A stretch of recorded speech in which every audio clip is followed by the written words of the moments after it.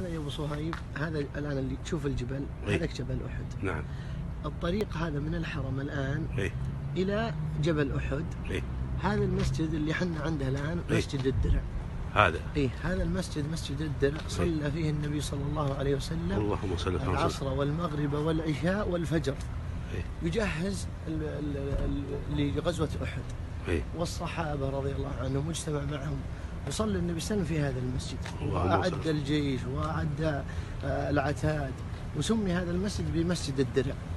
والآن هو في طريق سيد الشهداء من الحرم إلى جبل أحد. جبل أحد الآن في وجهه. لو تشوف اللوحة مكتوبة هنا طبعا عندها نزل النبي صلى الله عليه وسلم حين ذهابه إلى غزوة أحد، وصلى العصر والمغرب والعشاء وبات فيه، ثم صلى الصبح يعني الفجر وغدا منه إلى أحد. سمي مسجد الدرع لأن النبي صلى الله عليه وسلم وضع فيه الدرع الذي كان يلبسه للحرب. اللهم صل وسلم. جزاك الله خير. داخل المسجد ما شاء الله تبارك الله. بسم الله بسم الله. 55 للهجرة، يعني تقريبا تكلم على تقريبا 1400 سنة. ما شاء الله ما شاء الله. طبعا لا يزال يستخدمون سراج ما شاء الله، بس واصلت للكهرباء طبعا.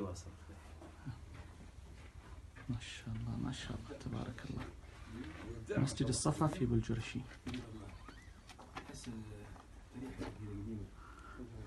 وإلى لقاء آخر في بقعة جغرافية أخرى إن شاء الله ضمن حكاية مسجد.